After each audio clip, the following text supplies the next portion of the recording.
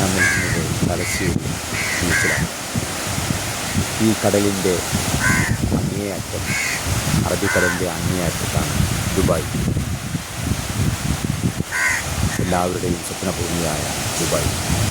2600 kilometre ദൂരത്താണ് Dubai നഗരം. 1600 nautical mile ദൂരം. പണ്ട് കാലത്ത് വിമാനത്തിൽ കയറി പോകാൻ കഴിയാത്തവർ ഒരു ജോലി തേടി പോരുന്നത് ദുരിയിലായിരുന്നു. അങ്ങനെ നീന്തിക്കയറിയാണ്, കടൽ നീന്തിക്കയറിയാണ് ദുബായ് പട്ടണത്തിൽ എത്തിയത്. അങ്ങനെ ധാരാളം കഥകളുണ്ട്. മലയാളികൾ ബീച്ചിൽ കണ്ടുകൊണ്ടാർ, തലശ്ശേരിക്കാർ ദുബായി പോയി ടൂറിസം പാടി കേരളത്തിൽ കച്ചവടങ്ങളും വീടുകളും ഷോപ്പിംഗ് കോംപ്ലക്സുകളെല്ലാം നൽക ആദ്യകാല ഗൾഫുകാരുടെ കഥ വളരെ കണ്ണീരണിയിക്കുന്ന കഥകളാണ്. ഈ കടലിനപ്പുറമാണ്, അറബിക്കടലിൻ്റെ അപ്പുറമാണ് ദുബായ്. എല്ലാവരും സ്വപ്നഭൂമിയാണ് ഞാനിപ്പോൾ നിൽക്കുന്നത് തലശ്ശേരി സുന്ദരമായ കാഴ്ചയാണ്. കഥകൾ തലശ്ശേരി കടൽത്തീരത്തിൽ പറയാറുണ്ട്. തലശ്ശേരിയുടെ പ്രധാന ഭാഗമാണ്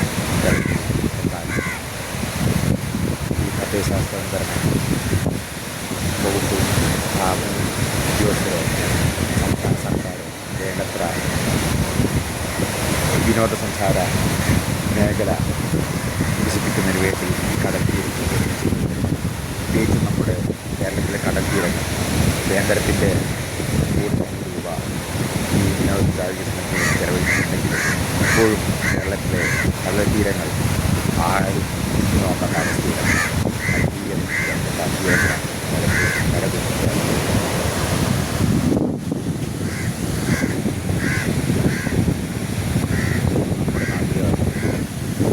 വിനോദസഞ്ചാരത്തിനായി ഒരു വകുപ്പുണ്ടെങ്കിലും നാട്ടുകാർക്കോ അല്ലെങ്കിൽ മറ്റു വിദേശികൾക്കോ ആകർഷമാകുന്ന നമ്മുടെ വിനോദസഞ്ചാര വകുപ്പ് കാര്യമായും ലക്ഷങ്ങളും കോടികളും മുടക്കുന്നുണ്ട് എന്നല്ലാതെ പ്രയോജനകരമായ ഒരു കാര്യം ഈ കടൽ തീരത്ത് ശൗചാലയം പോലും സ്ഥാപിച്ചിട്ടില്ല എന്നുള്ളതാണ്.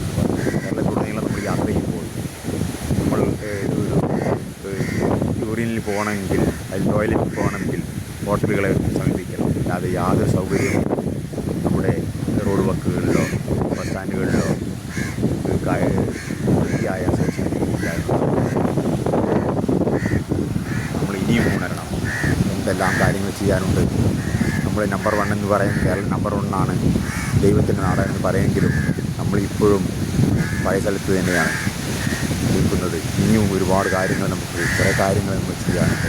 അത് നമ്മൾ ചിന്തിപ്പിക്കാൻ ഈ തലശ്ശേരി കടൽ തീരം ഞാൻ